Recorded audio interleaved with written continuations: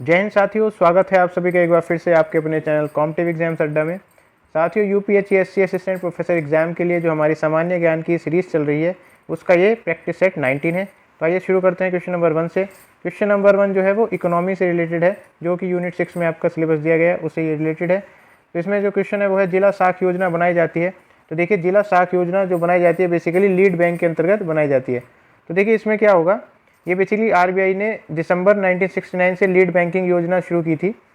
तो काफ़ी पुरानी योजना है ये। इसमें हर एक बैंक को, प्रत्येक बैंक को क्या किया जाएगा, एक जिला आवंटित कर दिया जाएगा और वो जो बैंक है उसके उस जिले के लिए लीड बैंक कहलाएगा और वहाँ की सारी जो क्रेडिट सिस्टम है, बैंकिंग सर्विसेज है, वो उसको प्रोवाइड करेगा। और देखिए ये किस उद्देश्य से बनाई गई थी, ये बेसिकली साख व्यवस्था जो है, क्रेडिट सिस्टम जो है या बैंकिंग सर्विसेज जो है उस ज़िले में बेहतरीन हो जाए, बेहतर हो जाए, इसलिए ये योजना बनाई गई थी। और इसकी जो रिकमेंडेशन दी थी वो दी गई थी सबसे पहले गडजिल कमेटी थी एक।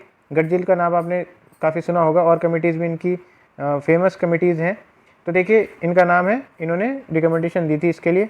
अगला प्रश्न है, गरीबी की संस्कृति का विचार प्रस्तुत किया गया है। इंपॉर्टेंट क्वेश्चन है, गरीबी की संस्कृति। तो देखिए इसको कहेंगे इंग्लिश में कल्चर ऑफ पॉवर्टी। इसका जो विचार प्रस्तुत किया गया था ये किया गया था ऑस्कर लुइस द्वारा। इसमें इन्होंने बताया था कि किस तरीके से आर्थिक परिवर्तन होने के बावजूद भी, आर्थिक परिवर्तन मतलब आपके जो है, आप पहले मान लीजिए आप 10 रुपये कमा रहे हो एक दिन में, अगर आप फिर 50 रुपये कमाने लगे दिन में, तो देखिए आर्थिक परिवर्तन होने के बावजूद भी आपकी जो संस्कृति ना आपको निर्धन बने रहने के लिए क्या करती है, प्रेरित करती है, या निर्धन आप बने रहते हैं। तो आर्थिक परिवर्तन हो रहे हैं उसके बावजूद भी आप निर्धन बने रहते हैं, इसी को गरीबी की संस्कृति कहा गया है ऑस्कर लुइस द्वारा। तो आप इसको ध्यान में रख सकते हैं, अच्छा क्वेश्चन है ये। निम्न में से शोध के लिए किस प्रकार में शिक्षण संबंधी क्षय क्षमता के संवर्धन की संभाव्यता होती है। तो देखिए इसमें इस क्वेश्चन को मैं थोड़ा सिंप्लीफाई कर देता हूँ। और इसमें क्या है कि ऐसा कौन सा शोध है जिसमें शिक्षण मतलब पेडागॉजिकल कॉम्पिटेंस, क्षय क्षमता को कहेंगे कॉम्पिटेंस के संवर्धन, बेसिकली प्रमोशन की संभाव्यता होती है। मतलब बेसिकली क्या होती है, प्रोबेबिलिटी होती है। तो देखिए शिक्षण संबंधित जो क्षय क्षमता है उसके संवर्धन की संभाव्यता होती है। इसको इंग्लिश में मैं कहूँगा कि पेडागॉजिकल कॉम्पिटेंस को प्रमोट करने की क्या होती है, प्रोबेबिलिटी होती है। तो ये कौन से शोध में होती है, ये होती है एक्शन रिसर्च में, जिसको क्रियात्मक शोध कहा जाता है। बहुत इंपॉर्टेंट है। अब देखिए आपको एक मैं ट्रिक बताता हूँ कि अगर टीचिंग से रिलेटेड कोई भी शोध वगैरह आपसे पूछा जाता है ना, तो आप एक्शन रिसर्च करेंगे उसमें। एक्शन रिसर्च से क्या होता है, एक्शन रिसर्च से जो शोध, ये इस तरीके का शोध होता है, इस तरीके की रिसर्च होती है कि दिन प्रतिदिन की जो स्वाभाविक परिस्थितियाँ हैं या जो समस्याएं हैं उनकी ओर क्या होता है, उनकी ओर हमारा लक्ष्य होता है कि उनको क्या करें, हम उनको रिजॉल्व करें। तो एक्शन रिसर्च वही होती है। और इस एक्शन रिसर्च में आप क्या हो सकते हो, ऐसे नहीं कि आप एक अलग से रिसर्चर हो, आप हो सकता है इस समस्या का पार्ट भी हो, उस प्रॉब्लम का पार्ट भी हो। मान लो आपके जो आप स्कूल में किसी में पढ़ा रहे हैं, वहाँ के जो बच्चे हैं वो किसी ना किसी तरीके से उनके नंबर कम आ रहे हैं। तो क्यों कम आ रहे हैं, वो सारी रिसर्च करनी है आपको, या कोई और प्रॉब्लम है स्कूल लेवल पे, स्टूडेंट्स के लेवल पे, टीचर्स के लेवल पे, अगर आप उसको सॉल्व कर रहे हैं तो बीइंग आप प्रिंसिपल हैं उस स्कूल के, तो तब भी वो आप उसका एक पार्ट बन जाते हैं। तो इसी को एक्शन रिसर्च कहा जाता है। अगला प्रश्न है, राष्ट्रीय पाठ्य चर्चा फ्रेमवर्क का निर्माण किसने किया था। इंपॉर्टेंट क्वेश्चन है ये। तो देखिए राष्ट्रीय पाठ्य चर्चा फ्रेमवर्क, जिसको कहेंगे इंग्लिश में नेशनल करिकुलम फ्रेमवर्क, उसका निर्माण जो किया गया था वो national counselling of education research and training NCERT ने किया था। NCERT की फुल फॉर्म है national counselling of education research and training, और इसका जो आंसर रहेगा NCERT रहेगा। अब देखिए मैं इसके बारे में थोड़ा सा आपको बता देता हूँ, ये आपके एग्जाम में आने की पूरी संभावना रहेगी। तो देखिए अब तक भारत में राष्ट्रीय पाठ्यचर्या हेतु 4 फ्रेमवर्क बनाए गए हैं। एक फ्रेमवर्क बनाया गया है 1975 में, और जो दूसरा बनाया गया है 1988 में बनाया गया है, तीसरा 2000 में, और चौथा जो है 2005 में। तो आप इनको थोड़ा सा याद रख सकते हैं। और ये इनका जो उद्देश्य रहा है बेसिकली अधगम प्रक्रिया के माध्यम से विद्यार्थियों को रटने के प्रणाली से मुक्त कर उनका बहुमुखी विकास सुनिश्चित करना होता है। तो देखिए बेसिकली क्या है, जो ओवरऑल डेवलपमेंट की बात अभी हम सुनते हैं वो इन्हीं जो पाठ्यक्रम से यहीं से निकल के आया है। तो इसको आप याद रख सकते हैं। जो डेट्स हैं थोड़ी सी, जैसे 1975, 1988, 2000 और 2005 में 4 करिकुलम्स हमारे अभी तक आ चुके हैं, तो उनको आप याद रख सकते हैं। अगला प्रश्न है, ABU रोबोकॉन 2022 का आयोजन किस शहर में निर्धारित है। तो देखिए इंपॉर्टेंट क्वेश्चन बन जाते हैं ABU रोबोकॉन। तो ये पहले मैं आपको इसका आंसर बता देता हूँ। इसका जो आंसर है वो है नई दिल्ली। नई दिल्ली में ये अगस्त 2022 में, इस क्वेश्चन के हिसाब से तो है निर्धारित है, लेकिन हो चुका है। तो देखिए अगस्त 2022 में ये हो चुका है। और बेसिकली एबीयू रोबोकॉन एक अंतर्राष्ट्रीय रोबोट प्रतियोगिता है। एबीयू रोबोकॉन 2022 का आयोजक एशिया पैसिफिक ब्रॉडकास्टिंग यूनियन है। तो इसको आप याद रखेंगे, एबीयू जो इसकी फुल फॉर्म रहेगी वो रहेगी एशिया पैसिफिक और ब्रॉडकास्टिंग यूनियन। तो देखिए इसमें से क्वेश्चन यही बनेगा जो क्वेश्चन आपके सामने है कि कौन से शहर में हुआ है, लेकिन किसी वजह से आपसे ये भी पूछा जा सकता है कि एबीयू रोबोकॉन जो है उसका आयोजन कौन कर रहा है। तो आपको ये थोड़ा सा ध्यान रखना है, एशिया पैसिफिक ब्रॉडकास्टिंग यूनियन। तो ये इंपॉर्टेंट क्वेश्चन है ये भी। अगला प्रश्न है, उत्तर प्रदेश के किस शहर में स्किल इंडिया अंतर्राष्ट्रीय केंद्र की स्थापना की गई है। तो देखिए स्किल इंडिया अंतर्राष्ट्रीय केंद्र की जो स्थापना की गई है वो की गई है वाराणसी में। तो यूपी के वाराणसी में स्किल इंडिया अंतर्राष्ट्रीय केंद्र की स्थापना की गई है। इस केंद्र की स्थापना हेतु जो है NSDCI तथा हिंदुस्तान पोर्ट्स प्राइवेट लिमिटेड के मध्य समझौता हुआ है। तो देखिए अब देखिए एक चीज़ जो मैंने आपको बताई है कि NSDCI इसकी फुल फॉर्म क्या रहेगी। NSDCI की फुल फॉर्म रहती है नेशनल स्किल डेवलपमेंट कॉर्पोरेशन। अब देखिए आप सोचेंगे कि क्या सर ये याद करनी ज़रूरी है। बिल्कुल याद मत करिए इसको, बिल्कुल मत करिए। ये मैंने आपकी बेसिकली थोड़ी बहुत चीज़ें मैं आपको याद करने के लिए, जिससे कि आप टिके हैं उस क्वेश्चन पे, थोड़ा सा आपको याद रह जाए। तो इस तरीके से पूछा जा सकता है कि केंद्र की स्थापना कौन कौन कर रहा है। दो ऑप्शन दे दिए जाएंगे, NSDCI और हिंदुस्तान पोर्ट्स प्राइवेट लिमिटेड। इसी तरीके से 3 ऑप्शंस भी और बना दिए जाएंगे। तो आपको यही बताना था कि इस तरीके का क्वेश्चन बन सकता है। फुल फॉर्म आप नहीं भी याद रखेंगे तो चल जाएगा, कोई इशू नहीं है। अगला प्रश्न देख लेते हैं। क्वेश्चन नंबर 7 है, निम्नलिखित में किसने सर्वप्रथम बायोडाइवर्सिटी शब्द का प्रयोग किया है। एक इंपॉर्टेंट क्वेश्चन है, एनवायरमेंट इकोलॉजी से इस तरीके के क्वेश्चन जो है बिल्कुल पूछे जा सकते हैं। तो देखिए ये जो किया गया है ये किया गया है WG रोजन द्वारा। ऑप्शन नंबर सी इसका आंसर रहेगा। WC रोजन ने बायोडाइवर्सिटी, आपने ये शब्द देखा होगा बायोडाइवर्सिटी, इसका सर्वप्रथम जो प्रयोग किया है वॉल्टर जी रोजेन ने किया है। और देखिए इससे पहले एक थे रेमंड एफ डेसमैन ने बायोलॉजिकल डाइवर्सिटी शब्द का जो है प्रयोग किया था। ये किया था इन्होंने बायोलॉजिकल डाइवर्सिटी का, और बायोडाइवर्सिटी का जो किया है वॉल्टर जी रोजेन ने किया है। तो आप इसको याद रख सकते हैं। अगला प्रश्न है, अम्ल वर्षा के नीचे दिए गए कौन से प्रदूषक वर्षा जल एवं हिम को प्रदूषित करते हैं। तो देखिए ये कुछ प्रदूषकों के नाम दिए गए हैं और इसमें से पूछा गया है कि कौन से प्रदूषक वर्षा जल जो रेन वाटर होता है और हिम मतलब जो स्नो होती है उसको प्रदूषित करते हैं। तो देखिए जो इसका आंसर रहेगा वो रहेगा ऑप्शन नंबर बी, केवल 1 और 2, मतलब सल्फर डाइऑक्साइड और नाइट्रोजन ऑक्साइड जो है ये वर्षा जल और हिम को क्या करते हैं, प्रदूषित करते हैं। तो देखिए अम्ल वर्षा जल एवं हिम को प्रदूषित करने वाले जो प्रदूषक हैं वो बेसिकली सल्फर डाइऑक्साइड और नाइट्रोजन ऑक्साइड हैं। इनको आप याद रख सकते हैं। इनके कारण जो है झीलों, नदियों, तालाबों इत्यादि में हानिकारक प्रभाव पड़ता है। अगला जो प्रश्न है वो है, प्रदूषकों को उनके दीर्घकालीन प्रभाव के साथ दिए गए कूट की सहायता से सुमेलित कीजिए। एक बहुत ही मोस्ट इंपॉर्टेंट क्वेश्चन मैं कहूँगा, इसको बहुत ध्यान से देखना है आपको। तो देखिए कार्बन मोनोऑक्साइड एक क्या है, पॉल्यूटेंट है, प्रदूषक है। इसका जो प्रभाव पड़ता है लीवर और किडनी की क्षति पर पड़ता है। नाइट्रोजन के ऑक्साइड से जो है कैंसर हो जाते हैं। तो देखिए नाइट्रोजन के ऑक्साइड मानव शरीर में कैंसर उत्पन्न करते हैं। और कार्बन मोनोऑक्साइड की जो हम बात कर रहे थे वो है रक्त में घुलकर कोशिकीय श्वसन को बाधित करता है और हृदय, लिवर और किडनी को क्षति पहुंचाता है। धूल कण जो होते हैं स्वास्थ्य संबंधी जो रोग हैं उनके लिए क्या होते हैं, दीर्घकालीन प्रभाव होता है इनका। शीशा जो है केंद्रीय नर्वस सिस्टम को क्या कर देता है, कमज़ोर कर देता है। तो इसको आप याद रख सकते हैं। अगला प्रश्न है, तो देखिए इसका जो कूट बनेगा, इसका जो राइट ऑप्शन है वो है ऑप्शन नंबर सी, ए का 1, बी का 2, सी का 3, डी का 4। बिल्कुल एज इट इज जो लिखा हुआ था वही इसके ऑप्शंस रहेंगे। अगला प्रश्न देख लीजिए, जैव मंडल और भंडार की बात हो रही है। ये भी एक इंपॉर्टेंट क्वेश्चन है इन्वायरमेंट इकोलॉजी की दृष्टि से और ज्योग्राफी की दृष्टि से। ये देखिए दोनों की दृष्टि से ही इंपॉर्टेंट है ये। तो देखिए जैव मंडल भंडार ये क्या होता है, बायोस्फीयर रिजर्व की बात हो रही है, बायोस्फीयर रिजर्व। तो देखिए जो नोकरेक है, नोकरेक कहाँ पे है, ये इसमें मैच द फॉलोइंग करनी है। तो नोकरेक है मेघालय में, तो आप इसको देख लेंगे मैचिंग को, मेघालय में है। मनस जो है असम में है। दिबांग जो क्या है अरुणाचल प्रदेश में, और अगस्त्यमलाई जो है केरल में है। तो ये इस तरीके से आप मैच कर लेंगे। और इसका जो कूट बी है वो सही है, कूट बी जो है इसका सही है। ये देखिए ए का 3, बी का 2, सी का 4, डी का 1, इस तरीके से कूट इसका रहेगा। अगला प्रश्न है, अंतर्राष्ट्रीय टाइगर दिवस मनाया जाता है। तो देखिए ये तो सभी को पता ही होगा, 29 जुलाई को ये मनाया जाता है अंतर्राष्ट्रीय टाइगर दिवस। इंपॉर्टेंट क्वेश्चन है। अगला प्रश्न है, चित्तौड़ का कीर्ति स्तंभ निर्मित हुआ था शासनकाल में। तो देखिए कीर्ति स्तंभ जो निर्मित हुआ था इसका जो निर्माण हुआ था किसके शासनकाल में हुआ था? इसका जो आंसर रहेगा वो रहेगा option number A, Rana Kumbha के शासनकाल में चित्तौड़ के कीर्ति स्तंभ निर्मित हुआ था। यह स्तंभ उनकी उपलब्धियों का अद्वितीय स्मारक है। अब देखिए, ये थोड़ा सा मैं आपको राणा कुंभा के बारे में बता देता हूँ। राणा कुंभा ने महमूद खिलजी पर विजयश्री प्राप्त कर उसकी स्मृति में कराया था। बेसिकली क्या है, राणा कुंभा ने जब महमूद खिलजी पर विजय प्राप्त की थी तो उसकी स्मृति में जो है कीर्ति स्तंभ बनाया गया था।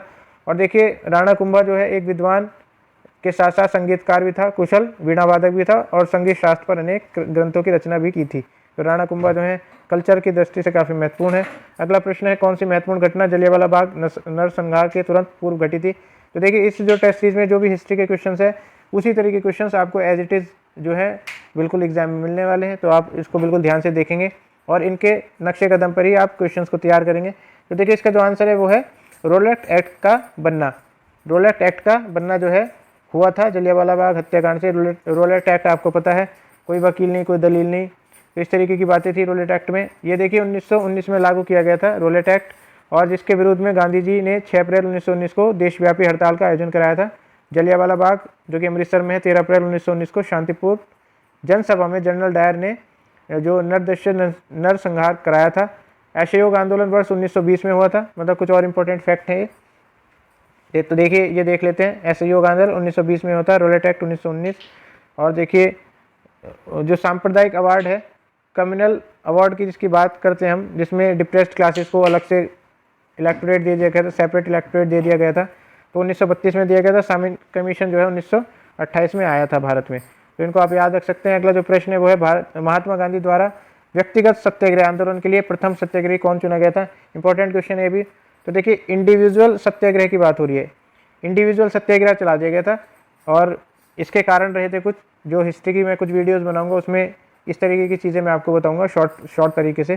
तो देखिए, ये पहले जो सत्याग्रही बने थे इंडिविजुअल सत्याग्रही, ये थे विनोबा भावे पहले नंबर के। जवाहरलाल नेहरू जो है दूसरे नंबर के थे। जवाहरलाल नेहरू जो थे वो दूसरे नंबर के थे, आप इसको याद रख सकते हैं। तो देखिए, ये जो शुरू किया गया था इसका मैं कारण आपको शॉर्ट में बता देता हूँ। ये जो शुरू किया गया था, ये शुरू किया गया था बेसिकली जो अगस्त प्रस्ताव था, अगस्त प्रस्ताव, अगस्त ऑफर जिसको कहा जाता है, तो उसके लिए शुरू किया गया था। उसको अस्वीकार करते हुए कांग्रेस ने गांधी जी के नेतृत्व में व्यक्तिगत सत्याग्रह शुरू किया था। और देखिए, ये बेसिकली जो अगस्त ऑफर जिसकी हम बात कर रहे हैं, ये भी एग्जाम में किसी तरीके से पूछा जा सकता है। तो ये जो दिया था, ये लिन लिथगो जो वायसराय था उस टाइम का, उसने दिया था ये 1940 में। 1940 8 अगस्त को ये दिया गया था अगस्त ऑफर। इसमें जो है देखिए, डोमिनियन स्टेटस की बात कही गई थी। जो वायसराय लिन लिथगो था उसने डोमिनियन स्टेटस देने की बात कही थी भारत को। और इसमें और क्या पॉइंट्स था? इंपॉर्टेंट पॉइंट ये था कि जो भी बेसिकली फ्यूचर में जो भी कॉन्स्टिट्यूशन बनेगा इंडिया के लिए, वो बिना माइनॉरिटीज़ की कंसेंट के बिना नहीं बन सकता। तो देखिए, इसके खिलाफ थी कांग्रेस और इसीलिए जो है इंडिविजुअल सत्याग्रह शुरू किया गया था। इसी को जो है नेहरू ने क्या कहा था, अगस्त ऑफर को नेहरू ने कहा था कि डोमिनेंट स्टेटस जो है वो है डेड एज डोर नेल। इसका मतलब है कि ये इस तरीके से ही इस तरीके से मरा हुआ है जिस तरीके से क्या होता है, मुर्दा मरा हुआ होता है। तो इसी तरीके से अगस्त ऑफर भी मरा हुआ है, ये कहा गया था नेहरू जी द्वारा, जवाहरलाल नेहरू जी द्वारा ये कहा गया था। तो आप इन चीज़ों को याद रख सकते हैं। ये जो है कुछ बातें जो मैं आपको बताता हूँ, ये आपको याद रखने में काफ़ी महत्वपूर्ण रहेंगी और डायरेक्टली और इनडायरेक्टली तो क्वेश्चन ऐसे पूछे ही जाएंगे। अगला प्रश्न है, निम्नलिखित ग्रह युग्मों में कौन बिना उपग्रह के है? तो देखिए, इसके जो है उपग्रह नहीं है। कौन सा युग्म है? तो ये जो युग्म है वह बुध और शुक्र। बुध मतलब कि मरकरी और शुक्र मतलब कि वीनस। इन ग्रहों के कोई भी उपग्रह नहीं है और सूर्य और पृथ्वी के बीच में होने के कारण इन्हें इंटीरियर प्लैनेट्स भी कहा जाता है। अगला प्रश्न है, कोरी जो क्रीक है वो कहाँ पे स्थित है? तो जैसे कि कोरी क्रीक जो है वो एक ज्वालीय क्रीक है, टाइडल क्रीक है ये, और ये स्थित है कहाँ पे? ये स्थित है कच्छ के रन में। कच्छ के रन में स्थित है और ये भारत और पाकिस्तान के बीच की क्या है, सीमा रेखा का निर्माण करती है। एक दलदली भूमि है ये। तो ये सारी चीज़ें आप याद रख सकते हैं। अगला प्रश्न है क्वेश्चन नंबर 17। इंपॉर्टेंट क्वेश्चन है, कौन सा सुमेलित नहीं है? इस तरीके का क्वेश्चन आपको एज इट इज देखने को मिल सकता है अपनी परीक्षा में। तो देखिए, डीपीएसपी से इस तरीके के आपको जो है मैच द फॉलोइंग या फंडामेंटल राइट से इस तरीके के मैच द फॉलोइंग आपको देखने को मिल सकते हैं। अब देखिए, बात कर लेते हैं अनुच्छेद 339 की। तो समान न्याय और निःशुल्क विधिक सहायता इंपॉर्टेंट है ये बिल्कुल। इसका मतलब क्या है? बेसिकली फ्री एंड फेयर जो है क्या मिलेगी आपको? तो देखिए जो अनुच्छेद 39A है, 39A, वो किससे रिलेटेड है?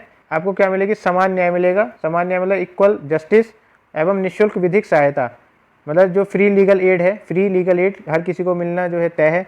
तो ये DPSP में मेंशन्ड है। तय का मतलब ये नहीं है ये DPSP में है, DPS को आप एनफोर्स नहीं कर सकते, तो ये नहीं है कि आप वहाँ पे मांग करेंगे कि हमें जो मिलनी चाहिए। ये जो है अलग से सेक्शन इसमें कवर किया गया है जो कि फंडामेंटल राइट्स में आता है, लेकिन अभी DPSP है 39A, तो ये बेसिकली ये क्या है, नीति निर्देशक सिद्धांत है जो कि स्टेट्स को दिया जाता है कि आप इस तरीके की चीज़ जो है प्रोवाइड करें। अगला जो है अनुच्छेद 40 है, ग्राम पंचायतों का संगठन, इंपॉर्टेंट है ये भी। अनुच्छेद 44 जो है यूनिफॉर्म सिविल कोड, समान नागरिक संहिता से जो है रिलेटेड है, ये भी इंपॉर्टेंट है। अनुच्छेद 48 जो है, तो देखिए अनुच्छेद 48 न्यायपालिका का कार्यपालिका से पृथक्करण जो है ये नहीं है, ये गलत तरीके से दिया गया है अनुच्छेद 48। आर्टिकल 48 बेसिकली देखिए किससे रिलेटेड है, तो ये रिलेटेड है organisation of agriculture and animal husbandry, कृषि और पशुपालन का संगठन। तो देखिए agriculture and organisation of animal husbandry उससे रिलेटेड है अनुच्छेद 48।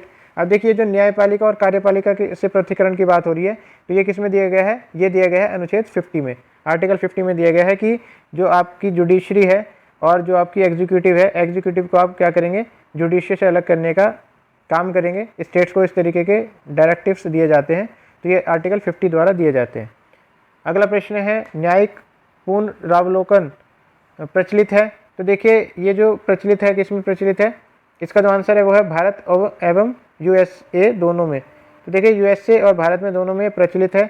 इसको कहते हैं इंग्लिश में जुडिशियल रिव्यू। तो देखिए जुडिशियल रिव्यू जो है एक इम्पॉर्टेंट रोल प्ले करता है हमारी जुडिशरी में, हमारे जो न्यायिक व्यवस्था होती है उसमें। और यहाँ पे जो है USA में भी इस तरीके का काम होता है। जुडिशियल रिव्यू जो है हमने वहीं से लिया है, संयुक्त राज्य अमेरिका से हमने प्रेरित होकर ये लिया है। UK जो है यूनाइटेड किंगडम, जिसको इंग्लैंड भी कुछ लोग कहते हैं अगर उनकी समझ इस तरीके से है तो यहाँ पे नहीं होता जुडिशियल रिव्यू। यहाँ पे जो सांसद जो है सर्वोच्च है, जो पार्लियामेंट है यहाँ पे सर्वोच्च है, और उसके द्वारा बनाए गए कानून को न्यायालय में चुनौती नहीं दी जा सकती। तो ये एक इंपॉर्टेंट क्वेश्चन है। अगला प्रश्न है उस देश में अनुपातिक प्रतिनिधित्व आवश्यक नहीं है जहाँ, तो देखिए अनुपातिक जो प्रतिनिधित्व है इसको इंग्लिश में कहते हैं proportional representation system. Proportional representative system जो है बेसिकली इसको कोटा सिस्टम भी कहा जाता है कि, तो सबसे पहले देख लेते हैं इसका आंसर। 19 का जो आंसर है वो है द्विदलीय प्रणाली विकसित हुई है। तो देखिए ऐसे देशों में जो है अनुपातिक प्रतिनिधित्व आवश्यक नहीं है जहाँ पे द्विदलीय, देखिए दो तो दल ही रहेंगे। द्विदलीय मतलब 2 पार्टीज रहेंगी, तो 2 पार्टीज में जो प्रोपोर्शनल रिप्रेजेंटेटिव सिस्टम है उसकी कोई ज़रूरत नहीं होती। प्रोपोर्शनल रिप्रेजेंटेटिव सिस्टम के बारे में आपको 1-2 चीज़ें बता देता हूँ। इसको कोटा सिस्टम भी कहा जाता है, और जो समाज के बेसिकली अलग अलग तबके हैं उनको कोटा दे दिया जाता है कि आपको जो है इतनी सीट्स मिलेंगी, आपको जो है इतनी सीट्स मिलेंगी। मान लीजिए 3 तबके हैं, 3 सामाजिक तबके हैं, तो एक को जो है उनकी जो है पॉपुलेशन के बेसिस पे 40% दे दिया जाएगा, एक को 30% दे दिया जाएगा, और एक को जो है अलग से 30% दे दिया जाएगा। या अन्य और ज़्यादा हैं तो उनको उसी तरीके से बांट दिया जाता है उनकी पॉपुलेशन के हिसाब से। तो ये रहता है प्रोपोर्शनल रिप्रेजेंटेटिव सिस्टम या अनुपातिक प्रतिनिधित्व। तो ऐसा जो है उन देशों में नहीं होता है जहाँ पे 2 ही दल हैं, 2 पार्टीज़ हैं, वहाँ पे ये सब नहीं होता है। इसके बाद में देखिए हमारे देश में कौन सा सिस्टम चलता है, तो हमारे देश में जो लोकसभा या विधानसभा के जो इलेक्शंस होते हैं वहाँ पे चलता है FPTP। तो ये क्वेश्चन भी इस तरीके से आपसे पूछा जा सकता है। FPTP मतलब first past the post system. First past the post system, इसका मतलब ये होता है कि जिसके सबसे ज़्यादा वोट होंगे तो वो जीता हुआ माना जाएगा, वो जो है जीता हुआ माना जाएगा। जबकि प्रोपोर्शनल रिप्रेजेंटेटिव सिस्टम में क्या होता है, सीट्स जो है बेसिकली सीट्स अलॉट कर दी जाती हैं और वो सीट्स उसी जिसको कोटा दिया गया है उसके द्वारा ही फिल होती हैं। जबकि FPTP में क्या होता है, जो जीतेगा, जिसके वोट ज़्यादा आएंगे, वो बेसिकली विजेता रहेगा। ये हमारे भारत में अपनाया जाता है। इसके अलावा देखिए एक और प्रणाली हमारे देश में अपनाई जाती है, सिंगल ट्रांसफरेबल वोट सिस्टम, जिसको लिस्ट सिस्टम भी कहा जाता है। ये बेसिकली प्रेसिडेंट या वाइस प्रेसिडेंट के जो इलेक्शंस होते हैं उनमें ये अपनाई जाती है, तो इसको भी आप याद रख सकते हैं। अगला जो प्रश्न है वो है मात्रात्मक शोध को डैश भी कहा जाता है। ये भी इंपॉर्टेंट क्वेश्चन है। मात्रात्मक मतलब क्वालिटेटिव जो रिसर्च है उसको क्या कहा जाता है, उसको, इसका जो है आंसर वो रहेगा D। इसको संरचित उपागम भी कहा जाता है। संरचित मतलब स्ट्रक्चर्ड उपागम भी कहा जाता है। तो देखिए इसके और भी नाम होते हैं, वो मैं आपको बता देता हूँ। इंग्लिश में कोरिलेशनल कहा जाता है इसको, डिस्क्रिप्टिव स्टडी। देखिए नाम नहीं होते, बेसिकली ये क्वांटिटेटिव जो रिसर्च होती है उसके टाइप्स होते हैं। कोरिलेशनल रिसर्च होती है, डिस्क्रिप्टिव रिसर्च होती है, सर्वे वगैरह इसी में आते हैं। Causal, comparative, x post facto, experimental research जो होती है प्रयोगात्मक, और हिंदी में जो है घटनोत्तर अध्ययन या सर्वेक्षण विधि, ये सब चीज़ें जो हैं किसके अंदर आती है, मात्रात्मक शोध के अंतर्गत ही आता है। अगला जो प्रश्न है, किसी शोध विधि में सामान्यकरण किया जाता है जो उसी प्रकार की अन्य परिस्थितियों पर लागू होता है, उसे क्या कहा जाता है। तो देखिए सामान्यकरण मतलब एक परिस्थिति जो है आपने देख ली, उससे क्या किया, उससे जो है जनरलाइज कर दिया, और उससे अगर उसी तरीके की परिस्थिति अगर फ्यूचर में भी होती हैं तो उन पे उस सामान्यकरण को क्या कर दिया जाता है, लागू कर दिया जाता है। तो इसको कहा जाता है केस स्टडी। इसका जो ऑप्शन आंसर रहेगा केस स्टडी रहेगा। तो केस स्टडी में क्या है, एक पर्टिकुलर सब्जेक्ट के ऊपर रिसर्च की जाती है, उससे जो निष्कर्ष निकलता है, तो आने वाले फ्यूचर में इस तरह की कोई भी समस्या आती है तो उस पर ये केस स्टडी के जो कंक्लूजन्स होते हैं उनको अप्लाई किया जाता है। तो इसी को केस स्टडी कहते हैं, या व्यष्टि अध्ययन भी इसको कहा जाता है। तो देखिए व्यष्टि अध्ययन बेसिकली इसमें परिवार, व्यक्ति, समूह या संस्था रूपी किसी चयनित इकाई के सभी पक्षों का सावधानीपूर्वक गहन व संपूर्ण अध्ययन किया जाता है, जिससे संबंधित इकाई के व्यवहार की प्रकृति, परिस्थिति तथा कारकों के सम्यक रूप से जाना जा सके। तो देखिए बहुत ध्यानपूर्वक किया जाता है, क्योंकि ये व्यक्ति और जो भी परिवार, समूह, इन सब से जुड़ा होता है। तो गुणात्मक अनुसंधान का इसको क्या कहा जाता है, व्यष्टि अध्ययन को वस्तुतः गुणात्मक अनुसंधान का प्रकार कहा जाता है, जिसमें किसी एक इकाई का गहन तथा यथासंभव पूर्ण अध्ययन किया जाता है। तो देखिए डीपली अध्ययन किया जाता है। अगला प्रश्न है, विश्वविद्यालय अनुदान आयोग का ऐसा गत्यात्मक पोर्टल जिसका लक्ष्य विद्यालय परिसरों में महिलाओं का सशक्तिकरण है। तो ये क्वेश्चन देखिए आ चुका है एग्जाम में, और लास्ट ईयर एग्जाम में आया था। तो इस तरीके का जो पोर्टल का नाम है वो है सक्षम इसका जो है नाम है, और ये इसका जो लक्ष्य है विद्यालय परिसरों में महिलाओं का सशक्तिकरण करना होता है। अगला प्रश्न है क्वेश्चन नंबर 23, नेटवर्क कार्ड को निम्न नामों से जाना जाता है। तो देखिए नेटवर्क कार्ड को नेटवर्क इंटरफेस कार्ड के नाम से भी जाना जाता है। नेटवर्क इंटरफेस कार्ड का जो विकास 1990 से 2000 के बीच में बहुत तेज़ी से हुआ है, इतना आप याद रखेंगे। अगला प्रश्न है, कंप्यूटर कक्ष में माउस होता है। तो देखिए माउस क्या होता है, बेसिकली माउस बेसिकली क्या होता है, एक सांकेतिक युक्ति होता है, पॉइंटिंग डिवाइस होता है। अब देखिए आपने देखा होगा कि माउस आप किसी सरफेस पे चलाते हैं तो वो पॉइंट करता है आपकी स्क्रीन पे, आपके मॉनिटर पे। तो इसलिए इसको क्या कहा जाता है, एक सांकेतिक युक्ति, पॉइंटिंग डिवाइस इसको बोला जाता है। और ये बेसिकली विद्युत यांत्रिक उपकरण है, इलेक्ट्रोमैकेनिकल मतलब बिजली से तो चलता ही है। और देखिए कई तरीके के होते हैं, वायरलेस भी आने लगे हैं काफ़ी टाइम से, और मैकेनिकल होते हैं, और एक क्या होता है, ऑप्टिकल होता है। तो इसमें मैंने अंतर पूछ लिया है। इस माउस के ऊपर कोई भी क्वेश्चन आता है तो जो वीडियोस मैंने अपलोड किए उनमें मैंने डिफरेंस पूछा है, लेकिन अभी तक कोई आंसर नहीं दिया है किसी ने। तो अगर आपको पता है तो आप बिल्कुल कमेंट बॉक्स में आंसर करें इसका। तो ये क्या है, सांकेतिक युक्ति है, पॉइंटिंग डिवाइस है, और इस पर मॉनिटर की स्क्रीन पर रिप्रेजेंट करने के लिए क्या किया जाता है, आपने देखा ये कि पॉइंट करता है ये मॉनिटर पे। अगला प्रश्न है, सिस्टम को बूट करने का क्या अभिप्राय है। एक इंपॉर्टेंट क्वेश्चन हो जाता है बूट का क्वेश्चन। देखिए एज इट इज़ आ सकता है, बूट का मतलब क्या होता है, यही क्वेश्चन आपसे एज इट इज़ पूछा जा सकता है। तो ऑपरेटिंग सिस्टम को लोड करना ही बूट कहलाता है। ऑपरेटिंग सिस्टम, मान लीजिए आप क्या कर रहे हैं, आप अपने कंप्यूटर को या आप अपने जैसे फ़ोन को ही बूट करते हैं, तो इसका मतलब होता है आप उसको लोड कर रहे हैं। आपने उसको ऑन किया, ऑन करने के बाद में देखते हैं ना आपकी प्रिपेयरिंग योर फाइल्स और इस तरीके की चीज़ें लिखी हुई आती हैं, प्रोसेसिंग, ये सब चीज़ें लिखी आती हैं। उस टाइम पे ऑपरेटिंग सिस्टम जो है आपका जो सॉफ्टवेयर है वो अपलोड हो रहा होता है। और देखिए फ़ोन भी जो है एकदम से ये तो नहीं ना आपने बटन दबाया और एकदम से जो है स्क्रीन आ गई, बीच में जो है कुछ बूटिंग होती है, और वो आपको दिखती नहीं है बेसिकली। जब तक आप जो है इसको अपने जो नॉर्मल मोड पे चलाते हैं तब तक आपको दिखती नहीं है, अन्य प्रकार से आप इसको देख सकते हैं। तो इसको बूटिंग कहा जाता है, ऑपरेटिंग सिस्टम का लोड होना ही बूटिंग कहलाता है। अब देखिए बूटिंग दो प्रकार से होती है, एक तो कहते हैं वार्म बूटिंग, एक होती है कोल्ड बूटिंग।